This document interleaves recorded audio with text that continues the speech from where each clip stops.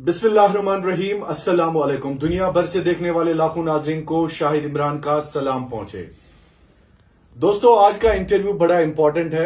आप सबको इंतजार होगा कि शिमाली कश्मीर के मेंबर पार्लियामेंट इंजीनियर रशीद साहब के हवाले से आपने कई बार बोला कि आप इंजीनियर साहब से इंटरव्यू करें, उनसे बातचीत करें। आज सब लोगों के लिए हमने आपके सामने इंजीनियर रशीद साहब जो शुमाली कश्मीर के एमपी हैं, वो आज हमारे मेहमान खुसूसी हैं और आज के प्रोग्राम में हम इंजीनियर साहब के साथ बात करेंगे, सवालात पूछेंगे, इल्जामात का जवाब भी देना होगा इंजीनियर साहब को।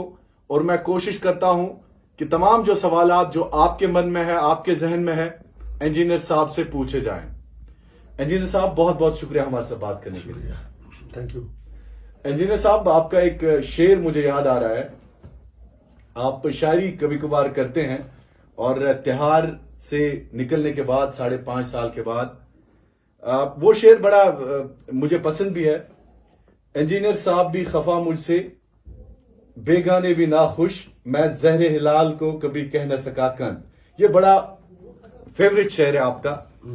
और इंजीनियर साहब, सबसे पहले कैसे हैं आप? बस आपकी दुआओं से, अपने लोगों की दुआओं से ठीक है। बिल्कुल ठीक है। इंशाल्लाह। सेहत कैसी है? जैसी है ठीक है। बस हमारी जेल में सर्जरी भी हुई, हेपेटाइटिस हाँ, भी सुना हुआ, था हमने, सुना था। हेपेटाइटिस भी हुआ। अब हम शिकायत दोहराना वहां की शुरू करें तो अच्छा नहीं रहेगा। जो मुकद्दर में लिखा है पहुंचता है, वो है ना, वो मुकद्दर में जो सख्ती थी वो मर कर भी नहीं निकली। तो और सच बोलने की कुछ कीमत चुकानी होती है, मुझे कोई रिग्रेट नहीं है। जो भी मुकद्दर में लिखा था वो पहुंच गया। ऊपर वाले से दुआ है कि हमें सेहत दे, हमारे सारे साथियों को सेहत दे, और हर इवन हमारे दुश्मन, उनके लिए भी हम दुआ करेंगे कि कम से कम सारे जब सेहतमंद होंगे, अच्छे से होंगे, तभी तो आपस में हम ख्यालात की जंग लड़ सकते हैं। तो इंजीनियर साहब, 5.5 साल जो आपने तिहाद जेल में गुजारे, कुछ लम्हात हमारे साथ शेयर करेंगे? नहीं, उसमें ये अर्ज है कि एक तो मैंने अपनी वो सारी दास्तान तो कलमबंद की है किताब में और इंशाल्लाह बहुत जल्द मैं तैयारी में लगा हूँ। इंग्लिश, अंग्रेजी और उर्दू में वो मंजर पर आएगी, और उसमें शायद आपके लिए, बल्कि हर एक मतलब मुहिब वतन कश्मीरी के लिए, एक आम इंसान के लिए, बल्कि दुनिया के किसी भी गोशे में रहने वाले लोगों के लिए उसमें अच्छी बातें होंगी, अच्छे तजुर्बात होंगे, खट्टी मीठी यादें होंगी। तो जब आप थोड़ा वेट कीजिए, जब मंजर पर आएंगी तो आप देखेंगे कि किन मुश्किल मराहिल में हमने किस मुसीबत के पहाड़ों के तले ये 5.5 साल गुजारे हैं। मैंने ही नहीं, बल्कि जो मेरे साथ जितने भी कश्मीर के बाकी साथी थे, जिनमें हुर्रियत के लोग भी थे, छोटे छोटे जवान भी थे, कुछ ऐसे भी बच्चे थे जिनकी एज 20 साल से भी कम थी, कुछ बुजुर्ग थे जिनकी एज 70-75 साल भी थी। जेल बहरहाल एक सबक हमने वहाँ पर सीखा कि ज़िंदगी जद्दोजहद है, और इसके आगे अगर आप मुश्किलात के आगे हारेंगे तो फिर आपका ज़िंदा बचना भी मुश्किल है। हर हाल में आपको खड़ा रहना है अगर आप जीना चाहते हैं। तो पाबंदी सलासिल में आपकी सबसे बड़ी उम्मीद क्या थी? मेरी उम्मीद एक रब जुल जलाल अपने पैगंबर नामदार हज़रत मोहम्मद मुस्तफ़ा सल्लल्लाहु अलैहि वसल्लम, उसके बाद अपनी ज़ाती कमिटमेंट कि मैंने कुछ गलत किया नहीं है। फिर चौथी बात, अपने जम्मू कश्मीर के लोग, जवान, बुजुर्ग, अपनी फैमिली, जिन्होंने मुश्किल हालात में मेरा साथ दिया और जिनकी मेरे से उम्मीदें वाबस्ते थी, जिनको ये यकीन था कि इंजीनियर साहब हमारे हुकूक के लिए कभी सौदाबाजी नहीं करेगा। इंजीनियर रशीद साहब, आप जेल गए हैं और भी कई एक सियासतदान जेल गए हैं, लेकिन ये जेल का सफर जो है कैसे रोका जा सकता? अगर इंजीनियर रशीद साहब से पूछा जाए, 90 की दिहाई में, 2000 से पहले बहुत सारे लोग ऐसे हैं जिनसे गलतियां हो चुकी हैं, तो क्या इंजीनियर रशीद साहब के मन में ये है कि एक आम माफी दी जाए? क्या रोड मैप है आपके पास कि सब लोग जेल से बाहर आ जाए? पहले मैं आपकी जो आपने फरमाया, थोड़ा सा इसमें आपकी बात बिल्कुल सही है, लेकिन मैं थोड़ा डिसएग्री करूंगा। आपने जो लफ्ज इस्तेमाल किया कि गलतियां हुई हैं, मुझे लगता है कि जम्मू कश्मीर का मसला एक इंसानी मसला है, सियासी मसला है। यहाँ जो भी 1989 के बाद से अब तक जो हालात हैं, जो भी मुसीबतें यहाँ आई, जो भी हालात हुए, उसके पीछे की तवारीख को हम भूल नहीं सकते। और चाहे यहाँ फौजी, पुलिस वाले, आम शहरी, मिलिटेंट जो भी मारे गए, जख्मी हुए, सब तारीख के मारे हुए हैं, सब विक्टिम ऑफ हिस्ट्री हैं। बैगेज ऑफ हिस्ट्री जो था, सियासतदानों की गलतियों का खमियाजा इनोसेंट इंसानों ने उठाया। तो इसलिए इसमें किसने जाति की, किससे हुई, वो तो सही है अपनी जगह, उसकी हम मतलब वो आपने सही फरमाया कि इससे गलतियां भी होंगी, लेकिन बेशतर लोग जो भी मारे गए, जो भी जेलों में गए, वो सारे विक्टिम थे जम्मू कश्मीर के जो 1947 से अब तक की लीडरशिप थी, उनकी गलत पॉलिसियों के। और जब आपने आम माफी की बात की तो मेरा बिल्कुल भी मुतालबा है, मैं आपकी बात से 100% एग्री करता हूँ। जब मरकजी सरकार नॉर्थ ईस्ट में आम माफी का ऐलान कर सकती है, पंजाब में आम माफी का ऐलान कर सकती है, तो जम्मू कश्मीर में जिनको कहते हैं कि अपने लोग हैं, कश्मीर अपना ताज है, फिर कहते हैं दिल्ली से दूरी मिटाएंगे, तो कोई वजह नहीं कि जो मोदी जी की सरकार है, अगर वो वाकई चाहती है कि थोड़ा गैप कम किया जाए, तो ये अप्रोप्रिएट वक्त है, बल्कि देर पहले ही हो चुकी है। उन्हें बिल्कुल आम माफी देकर तमाम केसेस वापस लेने चाहिए। इंजीनियर साहब, आगे बढ़ते हैं। Do you think BJP has somehow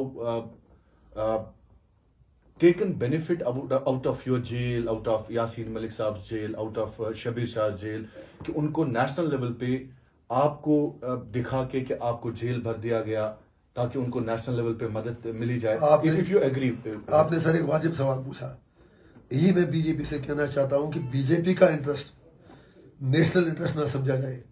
BJP अपने इंटरेस्ट के लिए हर किसी को इंटरनेशनल कहती है, हर किसी को पाक प्रॉक्सी कहती है, किसी को कुछ भी लेबल देती है। तो मेरी 140 करोड़ हिंदुस्तान के लोगों से गुजारिश है कि हिंदुस्तान बीजेपी से बड़ा है। आप बीजेपी की पॉलिटिकल कंपल्सन को आप नेशनल इंटरेस्ट का नाम न दें। और बीजेपी से भी हाथ जोड़ के मेरी गुजारिश है कि आप अपने पॉलिटिकल एजेंडे को नेशनलिज्म के लिबास में ना पहनाएं। हमारे पॉलिटिकल इशूज हैं, कश्मीर का इशू है, पॉलिटिकल इशू है। हम हिंदुस्तान के दुश्मन नहीं, हम सिर्फ इतना चाहते हैं कि जम्मू कश्मीर का तनाज़ा इंसाफ की बुनियाद पर हल हो। और हम कतन, मुझे लगता है कोई भी कश्मीरी नहीं चाहेगा कि हिंदुस्तान कमजोर हो, हिंदुस्तान तरक्की न करे, हिंदुस्तान तरक्की याफ्ता न बने। दुनिया की उम्मीदें हिंदुस्तान के साथ वाबस्ता हैं। एक ऐसा कंट्री जिसमें पोटेंशियल है, लेकिन उसमें रुकावट जो है वो रुकावट ये है कि जम्मू कश्मीर का तनाज़ा हल करना है। जिस दिन ये हल होगा उस दिन ना आपको सरहदों पर फौज की इतनी ज़्यादा जरूरत पड़ेगी, ना आपको कश्मीर में हज़ारों की तादाद में पुलिस वाले, सीआरपीएफ वाले भेजने पड़ेंगे, ना आपको यहाँ पर अनसर्टिनिटी का दौर होगा, और ना आपको यहाँ बार बार गवर्नर राज लगाना पड़ेगा, और ना ही आपको पाकिस्तान के साथ बार बार गाली गलोच और जंगें करनी पड़ेगी। अगर इंजीनियर रशीद से पूछा जाए इंट्रोस्पेक्शन करके आप की सबसे बड़ी सियासी गलती क्या है आज तक? देखिए, इंट्रोस्पेक्शन जिंदगी गलतियां हुई है, शेख साहब से गलतियां हुई है, मुफ्ती साहब से हुई हैं, वो तो बड़े लोग थे, उनकी मतलब मैं उनकी बात क्या करूं। जब आप मुझे कहेंगे तो मेरे ख्याल में मैं उसे गलती नहीं कहूंगा, लेकिन आप गलती कहें। जो मेरी कमिटमेंट थी वो बहुत ज्यादा अपने काज के मतलब थी।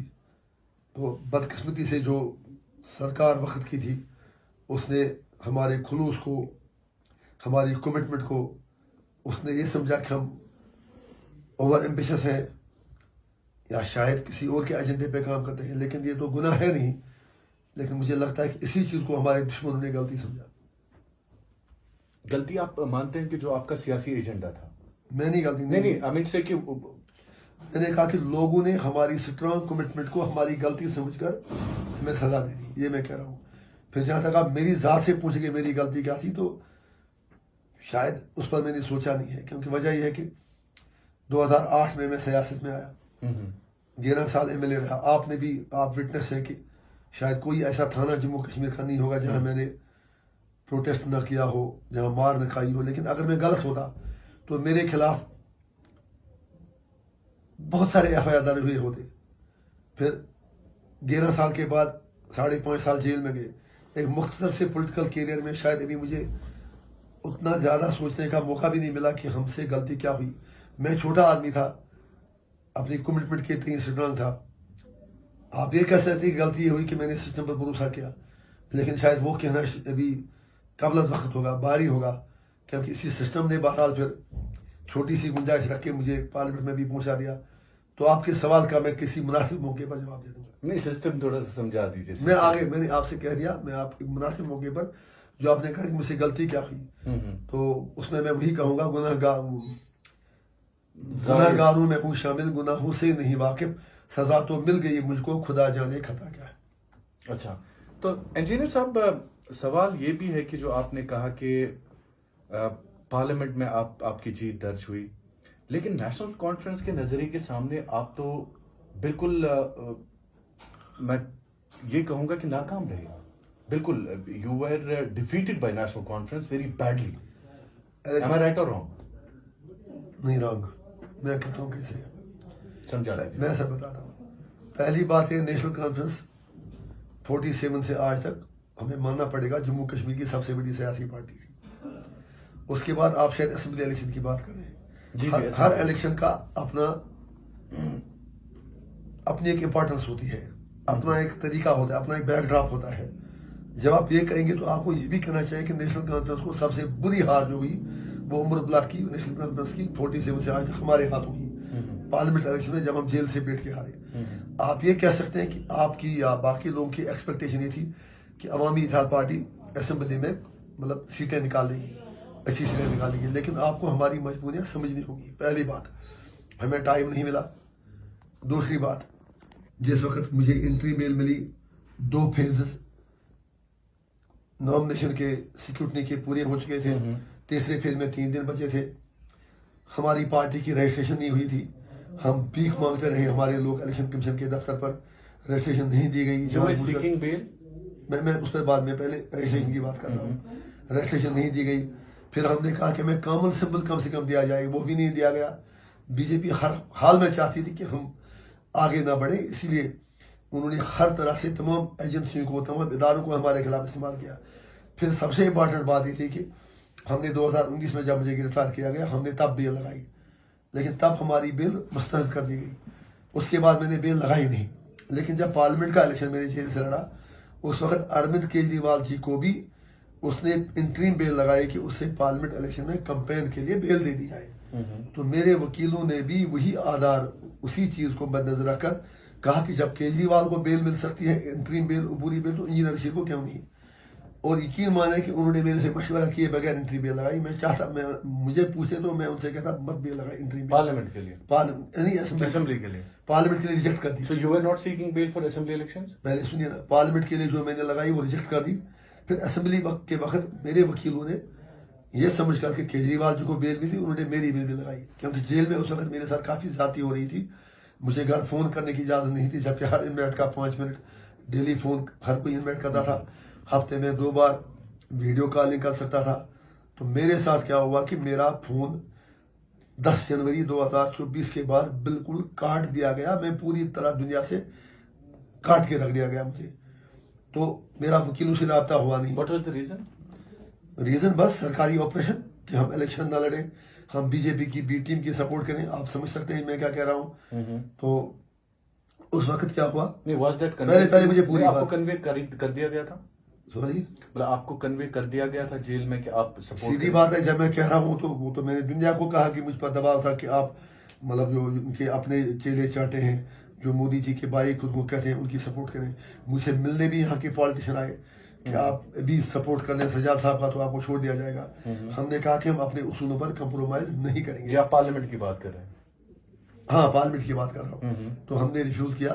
तो उसके बाद असेंबली में कुछ नहीं कहा गया। सुन तो लीजिए ना, आप बीच में बात क्यों? पहले एक बात का जवाब क्लियर, पहले एक तो क्लियर करें ना, कंफ्यूजन मत क्रिएट करें। पहले जनाब मैं कह रहा हूँ कि उसके बाद मेरा फोन पर किसी भी तरह से कोई रब्ता नहीं था। वकील साहब मेरे ने बेल लगवा दी, इंटरिम बेल। तो अबूरी पे असेंबली इलेक्शन की बात कर रहा हूँ, तो अबूरी बेल हमें मिल गई। मैं आपकी उस फैक्टर का जवाब दे रहा हूँ जो आपने कहा कि हमारी पार्टी नाकाम रही। तो एज AIP हमारा पहला थोड़ा सा ऑर्गेनाइज इलेक्शन था। मेरे साथ 5-6 लोग ही थे जो इस 5 साल में मेरे साथ खड़े रहे, क्योंकि जब मैं जेल में गया तो बड़ी बड़ी पार्टियां यहाँ टूट गई, हमारी तो बात ही नहीं थी। हमारे साथ कुछ सोशल एक्टिविस्ट, कुछ 2-4 अपने लंगेट के बाकी जगहों के लोग थे, और उन लोगों ने फिर दाएं बाएं सोशल एक्टिविस्ट से, बाकी लोगों से मिलके AIP के कैंडिडेट खड़े किए। तो जब मुझे इंटरिम बेल मिली, जब मैं बाहर निकला, उस वक्त 14 या 15 दिन कैंपेन में थे। एक दूसरी बात यह हुई कि जो मेरे कैंडिडेट थे, मैं उनकी सिलेक्शन खुद कर नहीं पाया, टाइम जा चुका था, सिंबल भी अलग था, पार्टी भी रजिस्टर नहीं थी। और सारी पार्टियां अगर आप देखेंगे, BJP, Congress, PDP, PC, NC, अपनी पार्टी, सारे हमारे खिलाफ ही बोल रहे थे। It was all versus engineer Rashid. तो मैं पहुंच नहीं पाया हर जगह, लेकिन उसके बावजूद भी आप ये क्यों नहीं सोच रहे कि हमारे पास एक ही सीट असेंबली में थी, जोना में, वो एक सीट हमने रिटर्न कर दी। हमने कम से कम बहुत बढ़िया वोट शेयर लिया। 8-9 सीटों पर हम दूसरे नंबर पर आए, तीसरे नंबर पर हम लगभग 15-20 सीटों पर आ गए। तो एक बेस AIP की जम्मू कश्मीर में, बल्कि कश्मीर में खड़ी हुई। अगर ज्यादा टाइम मिला होता, हमने चिनाब वैली, पीर पंचाल, जम्मू रीजन में भी अपने कैंडिडेट खड़े किए होते, क्योंकि हमें पता है कि हमारा एजेंडा जो था वो जम्मू कश्मीर के लोगों के मफाद के लिए था और लोग उसका सपोर्ट करते। लेकिन अगर आप अपनी बात लोगों में पहुंचा ही नहीं पाए तो उसका असर रहता है। लेकिन हम फिर भी सेटिस्फाइड हैं कि पहले तो नॉर्थ कश्मीर में हम AIP का मतलब चर्चा था, अब साउथ कश्मीर में, सेंट्रल कश्मीर में भी अवामी इत्तेहाद पार्टी एक बड़ी ताकत के तौर पर भी है। हाँ, मैं मानता हूं कि शायद हम बेहतर कारकर्दगी दिखा सकते थे, हम कम से कम 5-8 सीटें, 10 सीटें में निकाल सकते थे। उसके पीछे मैंने आपको मेयर वजूहत बताई, उसके अलावा खामियां भी रही होगी, टाइम भी नहीं मिला उसका इंट्रास्पेक्शन करने। और इंशाल्लाह हम आपको यकीन दिलाते हैं कि आगे इंशाल्लाह AIP लोगों की मजबूरी बनेगी, कश्मीर की मजबूरी बनेगी। क्योंकि जो मंजरनामा यहाँ का उभर रहा है, यहाँ पर सारे लोग अपना अपना कॉन्शंस, अपना अपना आइडियोलॉजी कंप्रोमाइज कर रहे हैं, और सिर्फ AIP खुदा के फजल से अपनी बात पर डटी रहेगी, क्योंकि हम लोगों में से हैं, लोग हम में से हैं। इंजीनियर रशीद साहब, आपके खिलाफ एक हेट कैंपेन भी चलाई गई कि आपको BJP ने रिहा करके एक खास मकसद के लिए, ये नेशनल कॉन्फ्रेंस और बाकी जो जमातें हैं उन्होंने चलाई आपके खिलाफ, कि आपको BJP ने बाज़ाब्ता तौर पर एक मिशन के तहत रिहा किया है। मुझे अफसोस है, लोग तो जानते हैं सब कुछ। दुख यह है कि जब 370 हटा, वो लोग SKICC में आराम से बैठे रहे, सिंगल आउट किया गया इंजीनियर रशीद को तिहाड़ भेजकर। ये उनकी बातें आसमान को थूकने के बराबर हैं। बस मैं इतना ही कह दूंगा, कुछ तो उन्हें एहसास करना चाहिए। बल्कि मैं आपसे भी गुजारिश करूंगा कि सवाल पूछने से पहले आप ये भी सोच लें कि मेरे दिल पर कितनी चोट पहुंचेगी। जो बंदा 5.5 साल जेल में BJP की ज्यादतियों का शिकार हुआ, जिससे क्या क्या नहीं कहा गया, मुझ पर अदालत की पाबंदियां है कि मैं केस पर ना बोलूं, मुझे किस तरह अदालत में घसीटा गया, 5.5 साल जेल में रखा गया, और वो मुझ पर ही इल्जाम लगाए कि मैं BJP के साथ मिला हूं। जबकि अभी उमर साहब ने ओथ भी नहीं लिया था कि उसने बोली अपनी चेंज की, 370 पर मोदी जी की तारीफें की, अमित शाह जी की तारीफें की, बाकी तो उनके साथ मिले हुए हैं। लिहाजा इसके आगे मैं इस सवाल पर कुछ नहीं कहूंगा। मेरे लिए मेरा अल्लाह काफी है। और लोग समझते हैं कि मैं फिर भी कह रहा हूँ, मर तो मैं रहा हूँ, जेल में मैं हूँ, सख्तियां मैं बर्दाश्त कर रहा हूँ, NIA ने मुझे पकड़ के लिया, BJP मेरे खिलाफ पूरे मुल्क में कैंपेन चलाई, जैसे आपने भी खुद भी कहा कि उन्होंने हेट कैंपेन शुरू की। लिहाजा आगे मैं कुछ नहीं कहूंगा। ये लोग, इनके पास कोई एजेंडा है ही नहीं। जैसा मैंने आज प्रेस कॉन्फ्रेंस में भी कहा, गुप्कार अलायंस हिंदुस्तान की एजेंसी ने बनाया, सिर्फ इसलिए बनाया ताकि कश्मीर के लोगों को एंगेज रखा जाए और किसी तरह टाइम पास हो जाए। गुप्कार अलायंस की बात। हाँ, तो इंजीनियर साहब, मैं तो यही सवाल आपसे जानना चाहता था, आपको कहां लग रहा है कि आपसे गलती हुई है? तिहाड़ में जब आपने प्लेज किया तो every Kashmiri was somehow got emotional. Let me tell you frankly कि सिंपैथेटिक हैं कश्मीरीज बहुत ज्यादा आपके तई भी, और हर एक मजलूम के तई जिन पे जुल्म ढाए गए हैं। तो आपको लग रहा है कि जो आपका पहला लाइव सेशन था, डू यू थिंक कि आपसे गलतियां हुई है उसके दौरान, कि आपने समहाउ उमर साहब को जो कहा, महबूबा जी को कुछ कहा, और जो अल्फाज आपको इस्तेमाल नहीं करने चाहिए थे? मुझे पहले ये बताइए, मुझे सबका एहतराम है, सबका रेस्पेक्ट है, कोई एक चीज बताइए जो मैंने गलत कही। एक दूसरा, ये वो लोग थे, उमर साहब आप ले लें, सज्जाद साहब ले लें, मैडम ले लें, मैं जेल में ही था। महबूबा मुफ्ती साहिबा ने कहा जब शुपिया में उनका और हमारे साथियों का कुछ टकराव हुआ था, तो उसने इतनी फ्रस्ट्रेशन में कहा कि हजारों लोग कहां से आ रहे हैं, इनको फंडिंग कौन कर रहा है। तो मैंने इतना कहा कि फिर उससे मालूम होगा फंडिंग कहां से आ रही है।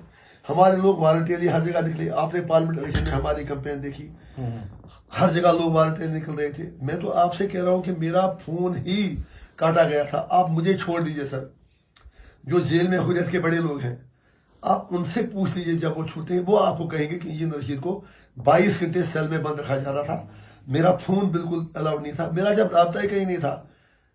कमाल है जनाब, मुसीबत में मैं, सख्तियां मुझ पर, सर्जरी मेरी हुई, मेरे घर वालों को 3 महीने बाद पता चला मेरी सर्जरी हुई है।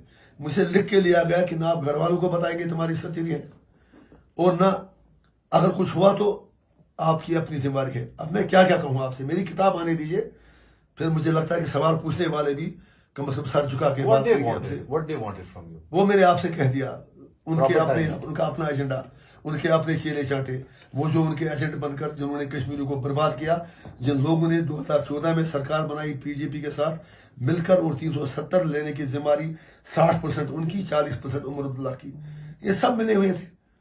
जब आप 5 अगस्त का देख लेंगे, फारूक साहब तो 3 MP के साथ कहा कि मैं मिलने जा रहा हूँ मोदी जी से, अगर आपको याद होगा। बिल्कुल गए। पहले हमने तजवीज दी थी फारूक साहब एक ऑल पार्टी मीटिंग कर लें और एक ऑल पार्टी डेलीगेशन लेके मोदी जी के पास जाए। 1 अगस्त को हमने कहा था 2019, तो फारूक साहब ने कहा नहीं नहीं, ऑल पार्टी डेलीगेशन नहीं जाएगा, NC के 3 MPs ही जाएंगे और वो पब्लिक रिप्रेजेंटेटिव्स हैं। हमने कहा बिल्कुल ऐसी बात है, लेकिन जब वहां वो गए, वहां 3 नहीं गए, वहां 2 MPs गए। लोगों की याददाश्त कमजोर है, मैं लोगों को भी याद दिलाना चाहता हूँ, आपको भी याद दिलाना चाहता हूँ। अकबर लोन साहब के बदले उमर अब्दुल्ला उसमें गए। पहले कहा 3 MPs आएंगे, फिर 2 MPs गए, उमर साहब, फारूक साहब गए, हसन मसूदी साहब गए और उमर साहब गए।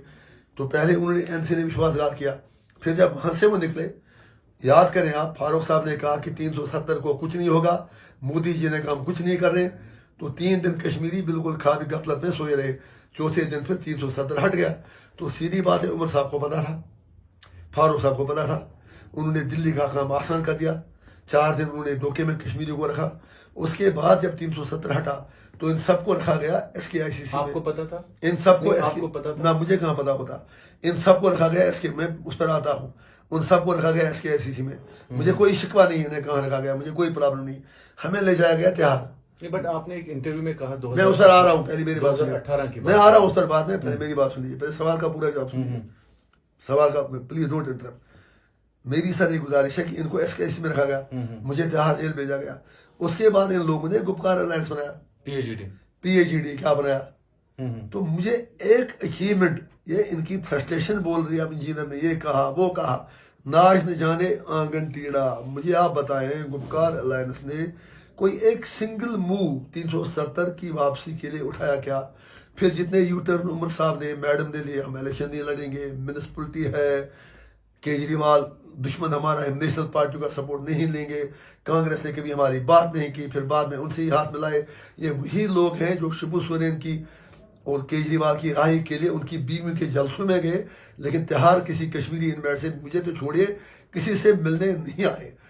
इनको अपनी कौम सजा देगी, वोट मिलने से, लोगों को चीट करने से। आज ये बड़े नहीं हो सकते, इनको सवालों का जवाब देना है और वो इनसे लोग इंशाल्लाह ले लेंगे। फिर जो आपने कहा क्या मुझे पता था, तो मैंने ये अपने आज नहीं पहले 18 में भी मैंने कहा, मैंने कहा कि मैं नरेंद्र मोदी जी से मिला और उनकी बातों से मुझे लगा, जब उन्होंने कहा कि हम चाहते हैं जम्मू कश्मीर के लोग पूरे देश के साथ इंटीग्रेशन हो जाए, तो मैंने उनकी बातों से नतीजा निकाला कि मोदी जी जो हैं वो शायद 370 को खत्म करना चाहते हैं।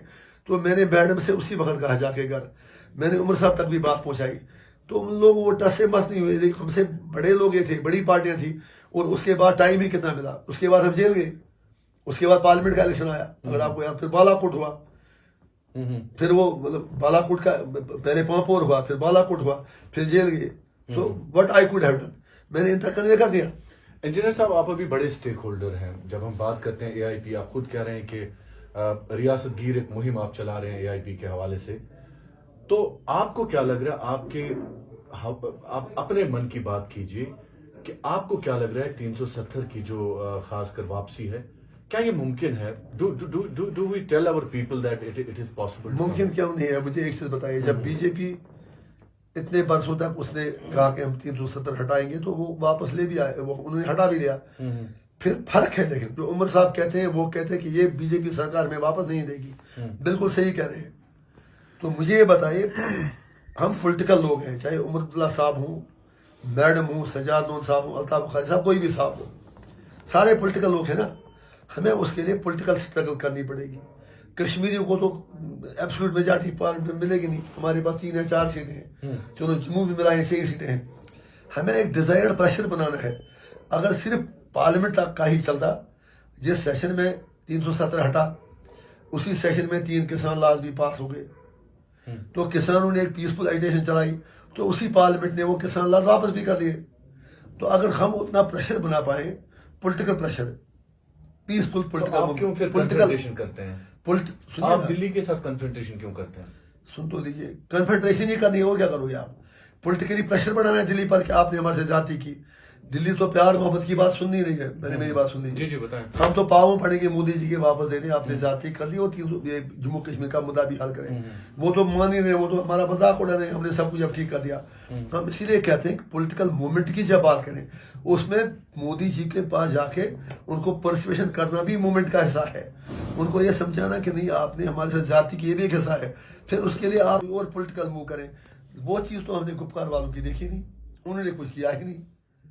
मुझे बताएं एक मुंह उनका। नहीं, मैं आपसे ये पूछ रहा हूँ, बताएं, आप एमपी है ना, आप भी 18 लाख लोगों को रिप्रेजेंट। अभी 18 नहीं 20-21 लाख लोगों को इब्तिदाई इश्क है। सॉरी, कोई बात नहीं, कोई बात नहीं, कोई बात नहीं, कोई बात, मेरी बात सुनिए, मेरे साथ इंसाफ कीजिए। अभी मैं आया तो इलेक्शन 15 दिन था, उसके बाद 5 दिन कोड ऑफ कंडक्ट को खत्म किए। मैं अभी वेट कर रहा हूँ कि अदालत का फैसला क्या होगा। मेरी बेल है, मैं जेल में रहूँ बाहर रहूँ, मुझे कब क्या करना है वो आप आगे इंशाल्लाह जरूर देखेंगे।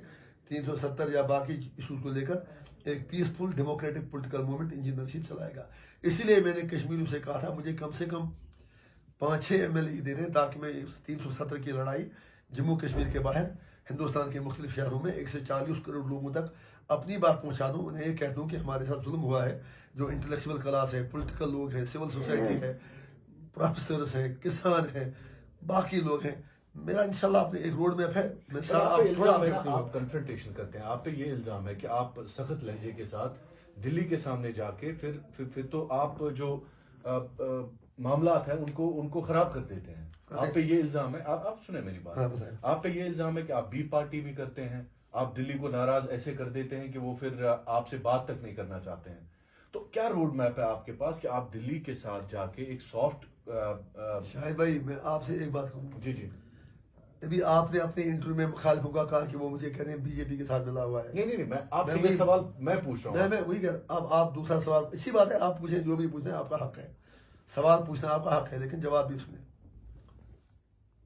चलिए मैं कन्फ्रंटेशन करता हूँ। पहली बात यह है कि अभी आपने खुद भी कहा कि मैं बुरी तरह से इलेक्शन हार गया, ये किया वो किया, ठीक है, मैं एक आदमी हूँ, फिर मुझसे डर किस बात का?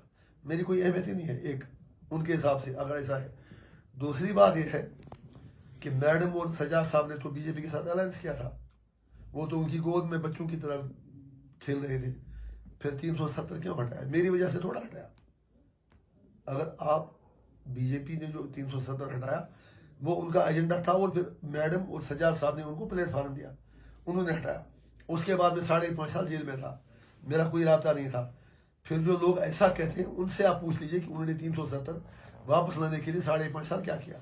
मैंने तो 5.5 साल कोई गाली किसी को नहीं निकाली, 5.5 साल मैंने मोदी जी से कोई कन्फ्रंटेशन नहीं की, 5.5 साल मैंने उमर साहब, फारूक साहब, सजाद साहब, मोहम्मद जी को ये नहीं कहा कि आप जाके मरकज से बात करें ना करें। वो लोग तो मिले भी मोदी जी से, अगर आपको याद होगा 2022 में या 23 में, जब मोदी जी ने ऑल पार्टी मीटिंग बुलाई, वो कौम को आज तक पता है उस मीटिंग का नतीजा क्या निकला। ये उनसे मिलते भी हैं, चाय भी पीते हैं, बिरयानी भी खाते हैं, सब कुछ करते हैं, खाली हाथ आते हैं और फिर भी हमको ही कोसते हैं जो मर रहे हैं जेलों में। दूसरी बात, आपने भी पार्टी की बात की, मुझे बताइए पूरे हिंदुस्तान में कहाँ बीफ खाने पर पाबंदी है? वो गुई हुई बात है, उसको आज 10 साल हो गए। उसका एक कंटेक्स्ट था, एक नैरेटिव था, हमारा मतलब किसी को हर्ट करना नहीं था। वो एक पर्टिकुलर मतलब कंटेक्स्ट में हुआ, असेंबली में हमारी बात सुनी नहीं गई, हमारे बिल को सबटाइज किया गया, आप भी उस वक्त असेंबली में थे। तो सिर्फ ये दिखाने के लिए कि खाने के लिए हमें किसी की इजाज़त नहीं है, उस चीज़ के लिए जो भी उस वक्त हुआ। बाकी हमारा कोई मकसद न तब था, न अब है, न आगे होगा। हम सबका रेस्पेक्ट करते हैं, सब धर्मों का सम्मान करते हैं, सारे लोगों का सम्मान करते हैं, लेकिन उन पर भी लाजिम है कि आप अभी देखें कि पिछले 1 साल में ही गाय के नाम पर कितने लोग मारे गए, हरियाणा में 2-3 मरे, राजस्थान में लोग मारे गए। उसकी बात भी तो आप करें ना। लिहाजा जब आप कन्फ्रंटेशन की बात करते हैं, बिल्कुल ऐसा नहीं है। अगर मुझे ये लगे कि मोदी जी के आगे हाथ जोड़ने से भी मेरा कश्मीर का मसला हल होता है, कश्मीर के हुकूक मिलते हैं, मुझे कोई रुकावट ऐसा करने में नहीं होगी। और अगर मुझे लगेगा कि नहीं मुझे थोड़ा पॉलिटिकली स्ट्रगल करना है तो I am ready for that. Engineer साहब, इल्जाम ये भी है कि आप उमर अब्दुल्ला को टाइम जी जी जी हाँ। आप उमर अब्दुल्ला को इल्जाम लगाते हैं कि उन्होंने खानदानी सियासत शुरू की, लेकिन आपसे ये क्यों ना पूछा जाए कि आपके भाईजान भी इस वक्त एमएलए हैं? पहले मुबारक आपको उनके लिए। तो आप अपने बच्चों ने आपकी कैंपेन की जो कि आपकी गैर हाजिरी में, लेकिन असेंबली में भी कहीं ना कहीं आपके जो बच्चे हैं उन्होंने कहीं ना कहीं जो है आपकी कैंपेन की असेंबली में। तो ये बता दीजिए फिर आपसे ना क्यों ना पूछा जाए कि आप भी खानदानी जो सियासत है उसमें। पहली बात, जी जी कोई एक मीडिया वाला, इवन सोशल मीडिया वाला ये स्टेटमेंट मेरा दिखाए कि मैंने खानदानी राज इस्तेमाल किया है माजी में। हाँ, मैंने ये कहा है कि इन खानदानों ने जम्मू कश्मीर में तबाही की। अच्छा, खानदानों की तबाही करने में और खानदानी राज कहने में आसमान और जमीन का फर्क है। I am not justifying anything which I can't defend. एक दूसरी बात, सियासत आमतौर से किस लिए लोग करते हैं किसी भी दुनिया के किसी भी मुल्क में? सर आपसे पूछ रहा हूँ, मकसद हर एक का होता है कि लोगों की खिदमत करें, वेलफेयर, बिल्कुल। लोगों अपने लोगों के लिए ऐसी पॉलिसियां बनाए जिससे उनकी कौम आगे चली जाए। ये है ना, बिल्कुल। Leaders are icons, leaders lead the nation. तो अगर किसी में उतनी सलाहियत है, पीपल डिसाइड कि कौन बने, चाहे मेरा भाई लड़े, आप लड़े, उसका भाई लड़े, उसका भाई लड़े। अगर लोगों उसको वोट देते हैं, लोगों को लगता है कि ये आदमी में पोटेंशियल है, तो they will vote for him. मैं आपके सवाल का पूरा जवाब देता हूँ, प्लीज पूरी बात सुने। फिर हम कहते हैं कि सियासत इबादत है। आप भगवान राम को ले लें, वो भी तो सियासत ही थी जब वो लंका डाने गए। आप ये महाभारत देखें, वो भी तो सियासती थी। आप अब अपने मेरे मजहब पर आए, आपके मजहब पर आए। अल्लामा इकबाल ने क्या खूब कहा है, जुदा हो दीन सियासत से तो रह जाती है चंगेजी। दुनिया के सबसे बड़े सियासतदान हमारे आका इनामदार हजरत मोहम्मद मुस्तफ़ा सल्लल्लाहु अलैहि वसल्लम थे, जिन्होंने एक मुकम्मल ज़ाब्ता हया दिया। अगर कोई सियासत को इबादत समझ कर करे तो मुझे लगता है कि अगर मेरी 7 पीढ़ियां भी सियासत करेंगी मुझे कोई प्रॉब्लम नहीं होगी। एक दूसरा, एक कॉमन सेंस में आपको बताऊं, कोई बंदा टीचर है, अब उसका बेटा भी टीचर बनता है, तो क्या हम उसे कहेंगे तू टीचर, तेरा बेटा क्यों टीचर? यहाँ कितने बंदे IAS IPS हैं, उनके बेटे भी IAS IPS हैं, क्या हम उनसे कहेंगे कि अब तुम्हारे बेटे भी क्यों IAS में हैं? अभी मैं किसी बंदे के साथ कल में मिला था, उधर एक बहुत बड़ा होटलर है, उनके बेटों ने भी वही प्रोफेशन लिया। How can we call them कि आपने ये पेशा क्यों लिया? आप अपने जर्नलिज्म पेशे में ही ले लें। लगभग हर कोई साफी जो है उसका बेटा भी साफत का पेशा इख्तियार कर रहा है। So why to ask only politician this question? आप बहुत ये फालतू सवाल है पूरे देश में।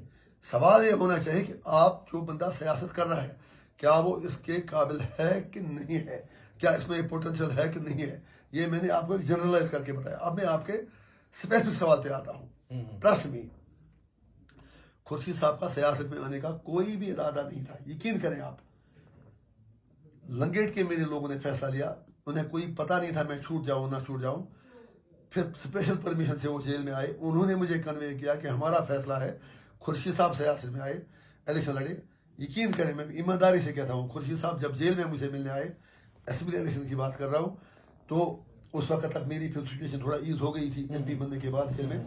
तो खुर्शीद साहब ने बिल्कुल मना किया सियासत में आने से। मैंने उससे कहा कि नहीं, जब लोग कह रहे हैं तो आपको आना पड़ेगा, पार्टी जब कह रही है, और मैं वक्त आपको साबित करके देगा कि इंशाल्लाह ऊपर वाले ने चाहा वो मेरे से 10 गुना ज्यादा काम करेगा और मुझसे कामयाब MLA साबित होगा। एक, फिर आपने अबरार की बात की। जब पहले अबरार कैंपेन में निकला, फिर मैं कहता हूँ, यकीन करें, मैंने आपसे कहा भी, आप मेरे कुलीग से जेल में पूछ लें, कैंपेन के दौरान मेरा फोन बंद, सब कुछ बंद, मेरा दुनिया से राब्ता ही खत्म था। अबरार ऑन हिज ओन निकला ग्राउंड पे, चाहे आप बाप का दर्द देखे कहें, कैदियों का दर्द देखे कहें। और एक चीज और भी आप याद रखें, जो आपने इस्तेमाल भी किया, मैं भूल गया कहना, मुझे कोई सिंपैथी का वोट नहीं मिला है। वोट मिला है मेरी कमिटमेंट को, मेरी डेडिकेशन को, मेरी मॉरलिटी को, जो मैंने गवर्नेंस का मॉडल लंगेट में खड़ा किया।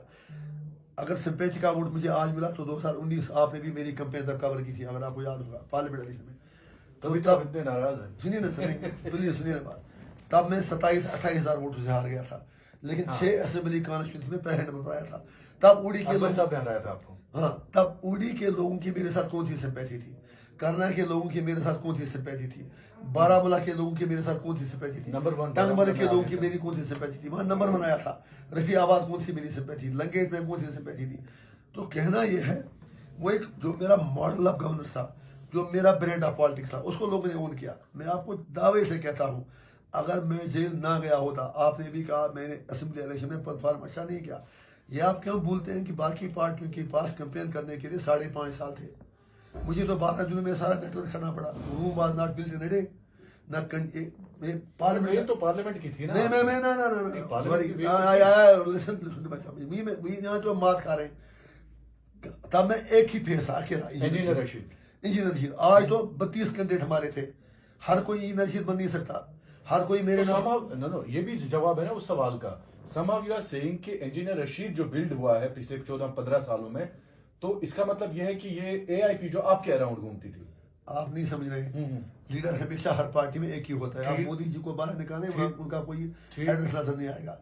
एमसी के कैंडिडेट अगर फारूक साहब और उमर साहब को निकाल देंगे, वो सरपंच नहीं बन पाएंगे। आप समझ मैं क्या कह रहा हूँ। एआईपी एक आइडियोलॉजिकल पार्टी है, नई पार्टी, रजिस्टर भी नहीं हुई है। इंशाल्लाह आप आगे आगे देखेंगे, सबसे डेमोक्रेटिक पार्टी इंशाल्लाह, जिसमें इलेक्शन होंगे, ग्रास रूट से आएगा। गिव अस सम टाइम, हमारे साथ इंसाफ कीजिए। अभी पार्टी पैदा भी नहीं हुई है, अभी रजिस्टर भी नहीं हुई है, अभी बच्चा तो माँ की पेट में ही है। आप हमसे सवाल पूछ रहे हैं, सर थोड़ा वेट कर लीजिए, इट विल टेक टाइम। तो मैं आपसे कह रहा था, अगर मैं जेल ना गया होता, हमने अपनी बात लोगों तक पहुंचाई होती, अच्छे अच्छे लोग होते, अच्छे इंटेलेक्चुअल आते। हो सकता है मैं आप जैसे लोगों से भी कहता, आप हमारे साथ आइए पेशे को छोड़कर, तो शायद हम मजबूती के साथ सामने आते। और मेरा पूरा मानना है, अगर मुझे वो मौका मिला होता, मैं जेल ना गया होता, हम कम से कम साउथ कश्मीर और नॉर्थ कश्मीर की दोनों सीटें जीत जाते, पार्लियामेंट की, और श्रीनगर की सीट पर कांटे की टक्कर हमारी होती। क्योंकि हमारा वो तो साबित भी हुआ, मैं नॉर्थ में था, अब जेल से छूटने के बाद हमने साउथ में लड़ा। सर आप इतना तो मान लीजिए, हमने अच्छा वोट शेयर वहां पर ले लिया। शोपियां में आपका ठीक रहा, शुपिया में सर, शुपिया में, त्राल में, डीएचपोरा में, इधर राजपुरा में, नूराबाद में, कम से कम कुकरनाग में ठीक रहा। हमने तो अच्छे वोट लिए। I am satisfied. बिल्कुल हर कोई चाहता है कि उससे अच्छा हो। और सबसे बड़ी बात, मैं एम्बिशियस नहीं हूँ। मुझे अगर मैंडेट मिलेगा, सीटें मिलेंगी, वोट मिलेगा, वो मैं इस्तेमाल करूंगा। कश्मीरी मजलूम है, मेरे एमएलए बनने, एमपी बनने, सरकार बनने से ज्यादा इंपॉर्टेंट है कि कश्मीरी इस अनसर्टिनिटी से बाहर आ जाए। तो मैं अबरार के सवाल में वापस आ रहा हूँ। तो उसने खुद ओन कैंपेन चलाई। उसके बाद बिल्कुल सही है, जो किसी ने मुझे सोशल मीडिया पर मैंने पढ़ा, उसने कहीं कहा था कि इलेक्शन के बाद, पार्लियामेंट के बाद वो कॉलेज वापस जाएगा, और वो गया भी कॉलेज वापस। जब मैं छूटा, जो हमारी पार्टी के कैंडिडेट थे, उन सब ने इतना कह दिया। मैंने भी ये मार्क किया कि ये सोचते रहे कि जब इंजीनियर साहब का पार्लियामेंट का इलेक्शन था, तो अबरार पार्टी की तरफ से, मेरे तरफ से कैंपेन के लिए निकला। तो मैंने ये सोच लिया कि एक अगर पार्टी का काम सही है, तो हम सबको मिलकर काम करना है। दूसरा, कहीं मेरे साथी ये ना सोचें कि जब इंजीनियर साहब का अपना इलेक्शन था, तब इसका बेटा बाप के लिए निकला, और आज जब हमारी टर्न आई, तो आज वो नहीं निकला। तो इसलिए उसके बाद आपने देखा होगा, उसके बाद जैसे असेंबली का इलेक्शन खत्म हुआ, he is back to school. तो आप मानते हैं वो मिसकैलकुलेशन हुई? नहीं, मैंने कब कहा? मैंने कहा कि वो निकला अपने साथियों के लिए, एआईपी के उन लोगों के लिए जिन्होंने मेरी कैंपेन में अपना रोल अदा किया। Now it was turn to reciprocate, उसका जवाब मतलब उनका साथ देने के लिए एक आइडिया। को ये शक न निकले अपने बाप के लिए निकला था। शक की मैं बात नहीं कर रहा हूँ, ताकि कोई ये ना कहे कि, और मुझे भी लगता लालच है, और मुझे भी ऐसा लगता कि नहीं, देखो अपनी जब अपना इलेक्शन था तब बेटे को निकाला, अब जब साथी लड़ रहे थे आज वो नहीं निकला। अब मैं किसको समझाता कि जो मेरी कैंपेन हुई, मेरा तो उस वक्त कर से कोई इरादा नहीं था। मुझे इलेक्शन काउंटिंग के दिन पता चला कि मैं एमपी बन गया। रशीद साहब, आखिरी 2 सवाल हैं सुगरा बरकाती के हवाले से मैं पूछना चाहूंगा। उस पे लोगों ने बड़ा तंज किया आपको कि इंजीनियर साहब should have given a second thought to it, कि अगर वो लंगेट से सुगरा बरकाती को लड़ाते, क्योंकि मैंने भी ये सवाल पूछा सुगरा बरकाती से कि आप लंगेट से क्यों लड़ना चाहते हैं। उन्होंने कहा कि अगर वहां से मैं लड़ूं तो मैं एमएलए बन जाऊंगी, क्योंकि बीरवा और गांधरबल से मुझे लोग सपोर्ट नहीं करेंगे। दिस वाज क्योंकि told to me by Sughra Barkati, क्योंकि आप भी जेल में थे, सज्जान बरकती भी कहीं ना कहीं जेल में ही थे। तो क्या इस सवाल का कैसे जवाब? सर, पहली बात मैं बताऊं आपसे कि जेल में बैठने से कोई एमएलए एमपी नहीं बनता। फिर तो पूरी दुनिया यहाँ पर सारा उन्हीं का राज हुआ होता। अगर आप पीछे भी देखेंगे, बांडीपुर के एक साहब ने, शायद जान मोहम्मद कुछ उनका नाम था, जेल से इलेक्शन लड़ा, 400 कुछ वोट ले गए। हिस्ट्री में ऐसी काफ़ी मिसालें हैं। जम्मू कश्मीर में ही सरपंच का इलेक्शन लोग हार गए जो जेलों से आए थे। मैं आपको 50 मिसालें दे सकता हूँ। वोट मिलता है आपकी आइडियालॉजी को, आपकी कमिटमेंट को। तो नाउ कमिंग टू बरकाती साहब, मुझे हर किसी का एहतराम है जो जेल गया हो, उन लोगों के काज के लिए गया हो। पहले मैं आपसे ये कहूँ कि 2017 में बरकाती साहब जेल गए। मैंने जानता नहीं था, मैंने कभी देखा नहीं था। मैं उन्हीं के घर नहीं, बल्कि मेरे चार्जशीट में भी लिखा है कि जो लोग जेल जाते हैं उनके घरों में जाता था। मैं आपको कैसे बताऊं अपना दुख का दर्द, दिल का दर्द। एनीवे, जब वो तब गिरफ्तार हुए, मैं उनके घर गया, 1 घंटा वहां बैठा। कोई मीडिया में मैंने पब्लिसिटी नहीं की। वो मेरी जो वो बहनें हैं, उनकी जो मदर है, उनसे मैंने दिलासा दिया। जहां मुझे बात करनी थी, मैंने सरकार तक भी बात पहुंचाई कि इनको छोड़ा जाए। सरकार तो मैडम की थी, उसने मानी नहीं हमारी बात। उसके बाद मैं खुद जेल गया। जब मैं खुद जेल गया तो मेरे एक साथी हुआ करते थे कुलगाम से, बारी नायक, डॉक्टर बारी नायक। तो वो मुझसे मिलने के लिए जेल में आ गए। वो कहीं इधर पुलवामा या किसी और जेल में बरकाती साहब के साथ रहे थे। तो वहां मैंने उसे कहा कि बताएं क्या तैयारी है। वो AIP के साथ ही वापस आते, अब प्रोफेसर लगे थे, फिर जेल गए थे। प्रोफेसर बनने के उन्होंने नौकरी सियासत छोड़ दी थी। तो उसने कहा कि अब तो मेरी नौकरी गई, मैं वापस इलेक्शन लड़ना चाहता हूँ। मैंने कहा बिल्कुल, यू आर वेलकम। मैंने कहा कि जेल में और कौन कौन था, आप उससे पूछ सकते हैं। उसने नाम कई के बताए, उसने बरकाती साहब का भी नाम लिया। उनका इसलिए नाम लिया क्योंकि जब मैं बरकाती साहब के घर गया था, बारी मेरे साथ था। तो मैंने कहा बरकाती साहब से भी कह दीजिए, अगर वो इलेक्शन लड़ेंगे, हम एक without changing the goal post हम बात करेंगे कश्मीर मसले पर। उसने कहा ठीक है, मैं उनसे बात करता हूँ। आई एम टेलिंग यू 101% वही बात जो है, वो आप उनसे भी पूछ सकते हैं। तो 3-4 वो वापस आए। 4-5 महीने बाद उन्होंने संदेशा भेजा कि बरकाती साहब ने कहा इंजीनियर साहब का शुक्रिया, मुझे इलेक्शन नहीं लड़ना है। मैंने कहा ठीक, मामला खत्म। उसके बाद आया, तब से आज अब असेंबली का इलेक्शन आ गया जी, पार्लियामेंट का तो हो गया था। यहां से अब कहानी शुरू होती है। दुख मुझे इसी बात का है, मैं जेल में था। पहले बरकाती साहब की बेटी ने फार्म भरा जैनपुरा से। हमारे कैंडिडेट ने भी, मुफ्ती फयाज साहब, बहुत ही मतलब मैं गारंटी से कहता हूँ, अगर उसका फार्म स्टैंड था वो जीत जाता। फार्म भरते समय 2000 लोग उसके साथ थे। बहुत ही ईमानदार, दीनदार, मतलब काबिल नौजवान। तो दुख यह है कि उसका फार्म भी रिजेक्ट किया गया, मेरे कैंडिडेट का भी, और बरकाती साहब का फार्म रिजेक्ट किया गया। उसके बाद बरकाती साहब की बेटी ने या जो भी उनके लोग थे, उन्होंने गांधीनगर में फार्म भरा। उसके बाद उन्होंने बड़गांव में भी भरा। 2 जगह फार्म भरा और मैं तब तक जेल में ही था। अगर उन्हें AIP की टिकट का मैंडेट चाहिए था, AIP तो पॉलिटिकल पार्टी थी। हम जितने भी लोग थे, कम थे ज्यादा थे, लेकिन थी तो पॉलिटिकल पार्टी। तो जनाब आप ही समझदार हैं, आपको भी सोचना चाहिए, लोगों को भी सोचना चाहिए जो उनके हमदर्द थे। मैं किसी पर शक नहीं उठाता हूँ, उसका एक तरीकाकार होता है। उनको हमारी पार्टी के लोगों के पास आना चाहिए था कि हमें आपकी पार्टी का टिकट चाहिए। फिर अगर मसला सिर्फ टिकट का नहीं था, फिर उन्हें हमारी पार्टी का मंशूर पढ़ना चाहिए था। और हम भी उनसे कहते हैं कि आप बताइए, हम अगर आपको टिकट देंगे, क्या आप हमारी इन बातों से सहमत हैं, या आपका एजेंडा क्या है? क्या उनका एजेंडा, जो बरकाती साहब का एजेंडा था, वो तो मशहूर हो गई उन नारों की वजह से, जो उन्होंने नारे लगाए, आज़ादी के नारे, पाकिस्तान के नारे, बुरहान के नारे, गिलानी के नारे, खुदियत के नारे। तो हम भी उनसे पूछते हैं कि आप इलेक्शन उन नारों पे लड़ रहे हैं या आपका एजेंडा कुछ और है? हमें पता ही नहीं चला। मैं किसी की नीयत पर तो शक नहीं कर रहा हूँ ना, कोई पता ही नहीं था ना। हम अंधेरे में ढूंढ रहे थे, हाथ मार रहे थे। मैं उनकी बात कर रहा हूँ ना, हमें पता था वो क्यों इलेक्शन लड़ना चाहते हैं। सिर्फ एक पॉइंट वो कहती थी, मेरे बाप को रिहा कराया जाएगा। लेकिन मैं फिर कहता हूँ, इंजीनियर से अभी भी रहा नहीं है। मैं तो अभी भी इंटरिम बेल मेरी है, खुदा जाने। और मैं कोई अल्लाह की पसंद लीडर था नहीं। विश के रेगुलर हो जाए, खुदा करे सब, मैं कहता हूँ सब छूट जाए, हमारे दुश्मन तक छूट जाए, हमें किससे कोई दुश्मनी नहीं। तो प्लीज आप इंसाफ कीजिए। और आपकी चैनल की क्रेडिबिलिटी है, और आपकी चैनल ने ही सबसे ज्यादा पब्लिसिटी उनको दी, इसलिए इस बात की वजाहत होनी चाहिए। उम्मीद है कि आप इसमें कुछ काटेंगे नहीं, आप पूरा सर आप पूरा दिखाएंगे। मैं अपना आपको, अगर एक बात गलत लगी, आप जूतों की माला मुझे पहना देना, आपने गलत बता दिया। मैं आपको सब कुछ ब्लैक एंड व्हाइट बता रहा हूं। तो उनका एजेंडा कुछ पता ही नहीं था, किस एजेंडे पर इलेक्शन लड़ रहे हैं। जेल तो दुनिया जाती है। वो एक पॉइंट पर कहते थे कि मेरे वालिद साहब जेल से छूट जाएंगे। लेकिन सच्चाई ये भी है कि जेल से इलेक्शन लड़ने से कोई छूटता नहीं है। फिर तो मुझे 4 महीने से घर में होना चाहिए था। मुझे इंटरिम बेल मिली और बाकी उम्मीद है, दुआ है कि इंशाल्लाह रेगुलर बेल हो जाए। अब अगर उनको तो यह कहने के बाद उनका एजेंडा कंफ्यूजन से भरा पड़ा था पूरी तरह। 1 पॉइंट एजेंडा कि मेरे बाप को छोड़ा जाए। मैं इसलिए कह रहा हूँ, फिर आशा इंदिरा भी बंद थी और उनके हस्बैंड भी बंद है। यहाँ हमारी जेल में सईद सलाहुद्दीन के 2 बेटे बंद हैं। दुनिया बंद है। हमारी हमदर्दी है बरकाती साहब से। लेकिन जब वो लोग उतना बड़ा एजेंडा लें, ये तो उनका नारा था कश्मीर बनेगा पाकिस्तान, उनका हक है। कम से कम अगर वो इतना कहते कि हम किस एजेंडे पर इलेक्शन लड़ते, अगर वो उससे भी डिबेट होते जो उन्हें नारे लगाए, हम वो भी देखते कि अगर वो कहते कि नहीं अब ये मुमकिन नहीं है, हम इस एजेंडे पर इलेक्शन लड़ रहे हैं, हो सकता है हम उनका साथ देते। आप मेरी बात समझ रहे हैं?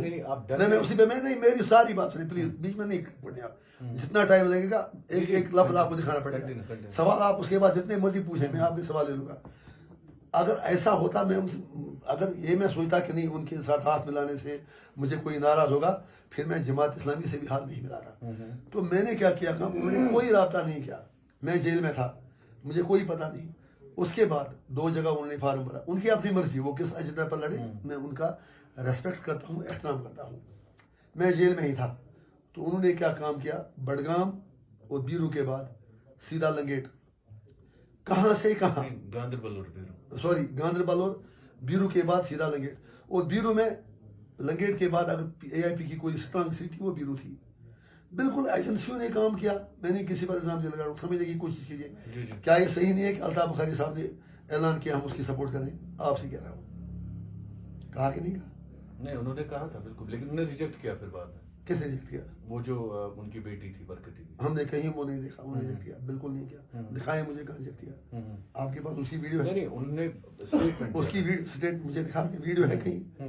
नहीं है। नहीं, स्टेटमेंट दिया था। वीडियो क्यों नहीं किया? जब हर चीज में वीडियो, स्टेटमेंट कहीं नहीं आया उनका, प्लीज, कहीं नहीं आया। फिर उनका जब हमारे कैंडिडेट के साथ थोड़ा कहीं तू में हुआ था, लेकिन हमने नजीर साहब से भी कहा कि वो हमारी बहन है, हमारी बेटी है, हमें उनका हर तरह से एहतराम करना है। और सियासत अपनी जगह, माई sympathies are always with her. उसके बाद वो MC के दफ्तर भी गई, उनके साथ उनका उठना बैठना था, सब लोगों को मालूम है। मैं कोई शक नहीं कर रहा हूँ, मैं कह रहा हूँ हुआ क्या, पूरा सपोर्ट उनको मिला। बट NC वालों ने हमला किया उन पे, उसके बाद की मैं बात कर रहा हूँ। अच्छा, आपको भी पता है, उसके बाद उनकी ऑफिस भी गई, सच्चाई ये है, उनके अकोमोडेशन, उनके लोग, मैं उस पर कुछ नहीं आ रहा हूँ, मैं कुछ और कह रहा हूँ। इलेक्शन का टाइम गुजर चुका है, लंगेट फार्म पर नहीं पूछे, कहाँ शुपैया कहाँ लंगेट। अब अगर लंगेट में भी फार्म लड़ना था, फिर मैं वही कहता हूँ, तो क्या उनको मेरे किचन में जाना चाहिए था, या मेरी पार्टी के लोगों से मेरे दफ्तर में, या उनसे मिलकर ये कहना था कि आप मुझे AIP का मैंडेट दे दें। उन्होंने ऐसा कुछ किया नहीं। आप समझते हैं प्रोसीजर रॉन्ग था? आप बताएं, अगर सही था तो आप ही मुझे करेक्ट करें। एक तो वो हुआ, प्रोसीजर क्या, उसने तो वहां पर जो ड्रामा रचाया वो तो दुनिया ने देख लिया। किचन में जाके वहां ये चीज इंजीनियर साहब से कहने मेरा फार्म, मैं तो जेल में मर रहा था, मैं तो था ही नहीं, मैं तो था ही नहीं, मेरी पार्टी के लोग थे और खुर्शीद साहब उस फार्म भरने गए थे। अब ठीक है, हो सकता है उसकी तवक्का से उसकी नियत ठीक हो, मैं कोई शक नहीं कर रहा हूँ। फिर बाहर जाके भी जो उनके साथ थे, उनमें मैं एक बंदे का नाम लूंगा, कोहरू का एक सरपंच उनके साथ था, वो तो बीजेपी के साथ था। नाम क्या उसका? इम्तियाज। हाँ, इम्तियाज नहीं कुछ और नाम है शायद, इम्तियाज पक्का? कोहरू का एक बंदा जो बीजेपी के साथ था, तो उसके साथ क्या कर रहा था वो, उनके साथ सज्जाद साहब की सारी टीम उनके साथ लगी थी। एक और हमारे लंगेट के वो जो नाम मैं नहीं लूंगा किसी का, एजेंसियों का पाला हुआ एक चश्मे शाही में जो बंगले में बैठा है, वो तो उसके सारे बंदे उसके साथ थे। सिर्फ हमारे घर के दरवाजे किचन तक साजिश ये थी कि इंजीनियर साहब को किसी तरह लंगेट से भी हम हरा दें, एजेंसियों की।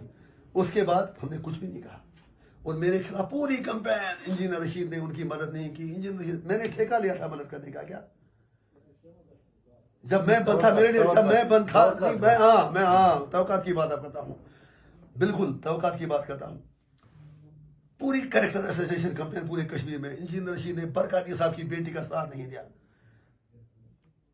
या तो आप ये कहें कौम को मेरे साथ तवकात थे, एक तरफ आप कहते हैं तवक्काल मेरे साथ ही, हो सकता है उनकी भी दूसरी तरफ कहते थे इंजीनियर रशीद कौम के साथ है ही नहीं, लोग उनसी के साथ हैं। उसके बाद मेरा रोल आप देखें, मैंने शुपिया में यही बातें कही, जैनपुरा जाकर, अगर आपने भी देखा होगा, शुपिया में भी, डीएचपुरा में भी मैंने कहा कि वो हमारी बहन है, काश अगर वो हमसे पूछती तो हम जरूर उनकी ख्वाहिश पूरी करते, लेकिन पहले देखते कि वो किस एजेंडा पर इलेक्शन लड़ रही हैं।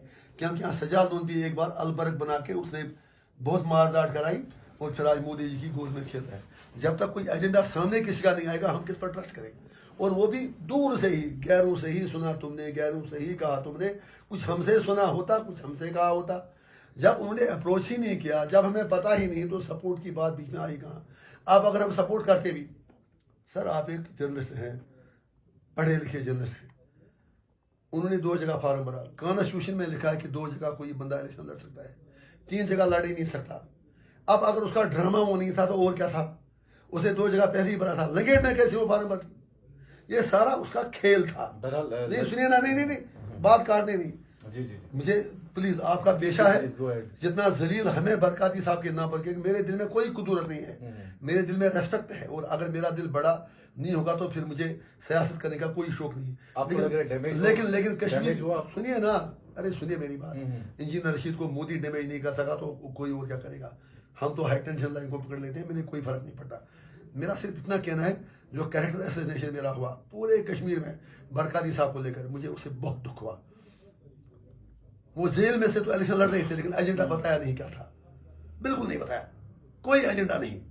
अल्ताफ बुखारी साहब सपोर्ट, एनसी सपोर्ट। आज मैं ये बात कहता हूँ, तब मैं कहता तो लोग कहते वोट के लिए कह रहा है। उनकी राही के लिए मैं आज भी वादा बंद हूँ, और मैं लड़ूंगा उनकी राही के लिए, उनके घर भी जाना चाहूंगा, जाऊंगा भी, वो मेरा अपना घर है। लेकिन ऐसी बरकाती साहब बंद नहीं है, यहाँ पर तो हजारों लोग बंद हैं, और हुर्रियत से जुड़े हुए लोग बंद हैं। मेन स्ट्रीम का एक ही बंदा जेल गया, वो है इंजीनियर रशीद, और वो भी 5.5 साल। यहाँ हुर्रियत के लोग तो घरों में थे, उनको तो किसी ने टच नहीं किया, काफी लोग ऐसे थे। मैं I am not crying victimhood, मैं सिर्फ ये आपको समझा रहा हूँ कि मुझे किसी की सर्टिफिकेट नहीं चाहिए। तो आप अगर उन्होंने 2 जगह इलेक्शन लड़ा, तीसरी जगह जब उनका फॉर्म एक्सेप्ट ही नहीं होता, तो सर मदद करने का सवाल कहाँ से आता?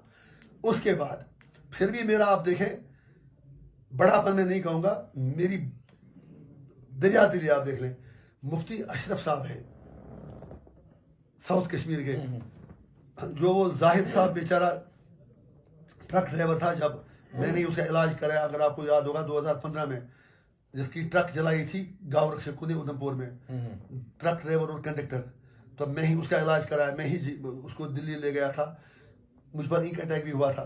तो उसका बहनोई है अशरफ साहब, वो मेरे अच्छे दोस्त हैं और मेरे अच्छे कदरदान में हैं। मैंने उनको फोन किया, मैंने कहा बरकाती साहब के घर जाओ, उनसे कह दो आप बीरू और गांधरबल में से किस जगह लड़ना चाहते हैं, हम एक सीट पर आपकी सपोर्ट करेंगे। लाए उसको सामने, गलत होगा जो सजा मुझे दे दें। मैंने कहा उनसे कह दें एक सीट पर मैं आपकी सपोर्ट करूंगा, किसी का लड़ना चाहती है। तो जनाब शाहिद इमरान साहब कुछ तो रहम कीजिए। जर्नलिस्ट वॉइस ऑफ वॉइसलेस होता है, इस वक्त मैं वॉइसलेस हूं, क्योंकि मेरी बात मतलब कश्मीरी, चलो कोई वो कहावत नहीं कहूंगा, तो सुनिए ना कहावत को लेके सुनिए ना, अरे सुन तो लीजिए ना, कोई बात नहीं, कोई बवाल नहीं है। I know my limitations, I know my red line कहाँ है, आई एम सिंसियर, मुझे किसी से सर्टिफिकेट नहीं चाहिए। मैं नहीं कहता मैं कोई देवता हूँ, लेकिन मुझे दिखा दें आपके में क्यों होता है आपके चेहरे पे हमेशा? आ जा मेरे साथ त्योहार में 5-6 मिनट,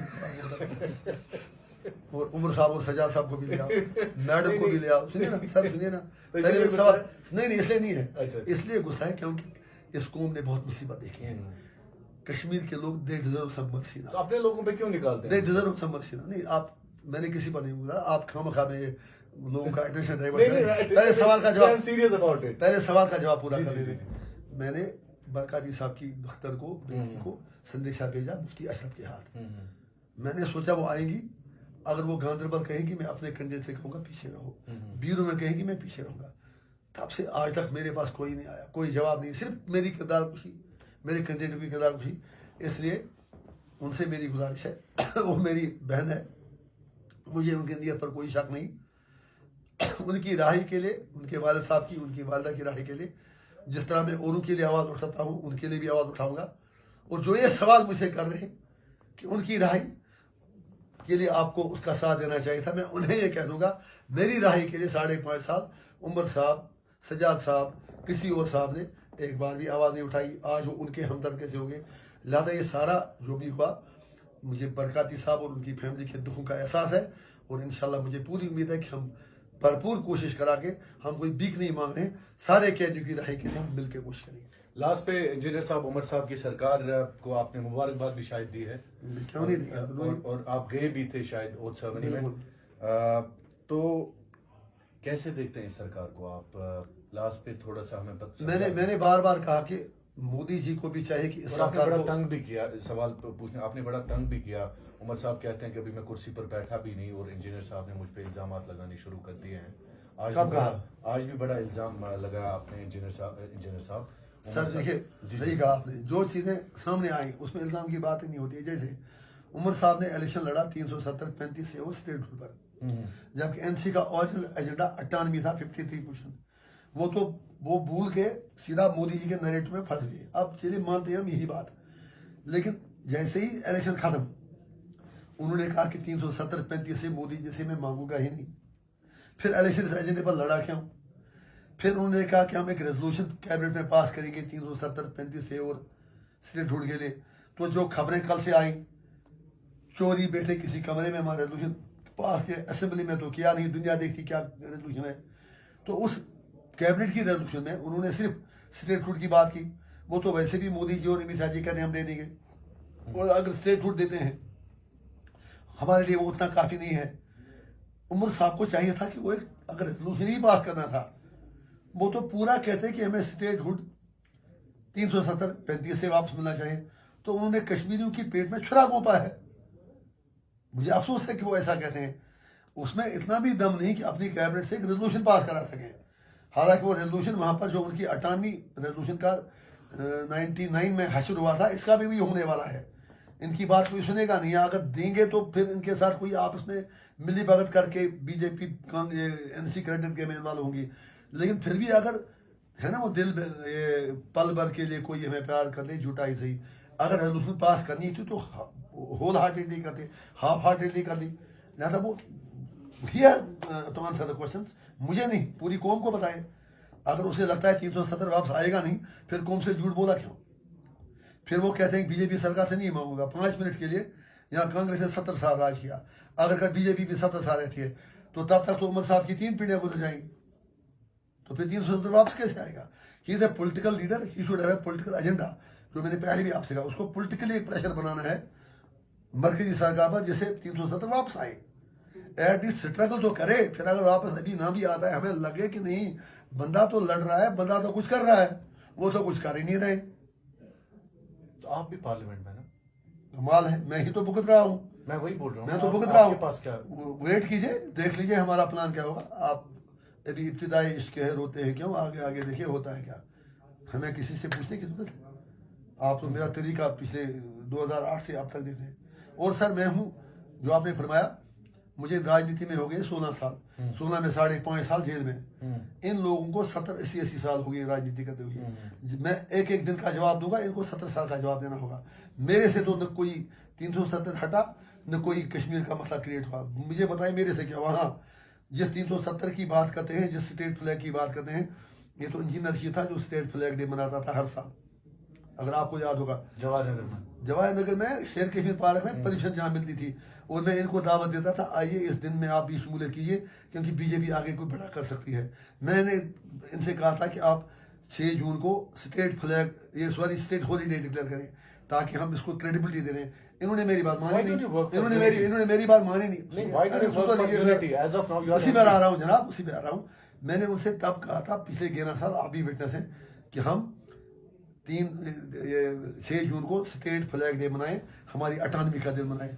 इन लोगों ने मेरी बात मानी नहीं। आप यूनिटी की बात करते हैं सर, अजीब सवाल है आपका। जेल में मैं था, इन लोगों ने गुप्कार अलायंस बनाया, क्या उन्होंने मुझसे पूछा आप इसमें आ जाओ? तो फिर यूनिटी आप उनसे पूछे, मुझे क्यों पूछते हैं? तो आप ही पहल कर, सुनिए ना सर, आ रहा हूँ, क्या बोल रहे हैं आप? मैं किससे पहल करूँ? उन लोगों से जो अरविंद केजरीवाल से गले मिल रहे हैं, जो केजरीवाल हमारे मजाक उड़ा रहा है कि आपको यूटी बनाया गया, आपसे 370 छीना गया। ये तो इन्होंने उद्धव ठाकरे से हाथ मिलाया है, जो उद्धव ठाकरे मोदी के साथ 370 पर खड़ा था, उससे हाथ मिलाऊं। इन्होंने तो राहुल गांधी से हाथ मिलाया है। उस पर रूहुल्लाह साहब ने कहा उनको माफी मांगनी चाहिए। किनको? रूहुल्लाह साहब में दम है तो इस्तीफा दे दें नेशनल कॉन्फ्रेंस से। क्यों? डबल क्लास नहीं चलेगा। उमरुल्लाह एक बात, रूहुल्लाह दूसरी बात। जब आप किसी पार्टी में हैं तो आपको ideology, they should speak on same line. या उमर साहब भी रूहुल्लाह की आइडियोलॉजी ले लें और या रूहुल्लाह साहब भी उमर साहब की आइडियोलॉजी ले लें। ये एक दिल्ली को खुश करता है और एक कश्मीरी को खुश करने की कोशिश करता है। और यही नेशनल कॉन्फ्रेंस की 47 से आज तक शान रही है, पहचान रही है। दिल्ली में एक बात, अफजल बेग साहब मरहूम सब्ज रूमाल और पाकिस्तानी नमक दिखाते थे और शेख साहब नेहरू के साथ मंतू शुदम तू मन शुदी मन दीगरम तू दीगरी कहते थे। इन्होंने हमारा बेड़ा ऐसे ही गर्क कर दिया। रूहुल्लाह साहब की नियत पे शक? पहले मेरी बात सुनिए, मेरे पास कोई वो मीटर नहीं बना है। मैं उनसे ये कहता हूं, अगर उनका अपना जमीर एनसी में मुतमन नहीं है, अगर उनको लगता है कि एनसी एजेंडे से डिवेट हो रही है, जो खुद इशारा दे रहे हैं, तो उनकी जगह वहां पर नहीं है। हम उनके साथ मिलकर काम करने के लिए तैयार हैं। हम उमर साहब के साथ भी मिलकर काम करने के लिए तैयार हैं। लेकिन क्लियरिटी वो दिखाएं वो चाहते क्या है। इक़्तिदार इक़्तिदार इक़्तिदार, उसके आगे वो उनकी मंजिल क्या है उन्हें खुद भी मालूम है। Thank you. चलिए, बहुत बहुत शुक्रिया। Thank you so much. Thank you so much engineer साहब आज हमारे साथ बात करने के लिए। तो आज के प्रोग्राम में इंजीनियर साहब ने बहुत अहम बातों का खुलासा किया। हमने कोशिश की कि अनफिल्टर्ड इस इंटरव्यू को हम आपके सामने लाएं और इंशाल्लाह अजीज आगे भी इंजीनियर साहब का सफर अभी बहुत लंबा है और ये मंजिल अभी काफी दूर है इंजीनियर साहब की, जिस मंजिल पर ये निकले हैं। और हम आगे भी सर कोशिश करेंगे कि आपसे हमारा राब्ता रहे। बहुत बहुत शुक्रिया हमारे साथ बात करने के लिए। Thank you so much. आप सब दोस्तों का भी बहुत बहुत शुक्रिया। अल्लाह आपका हामी और नासिर। कश्मीर जिंदाबाद। शुक्रिया।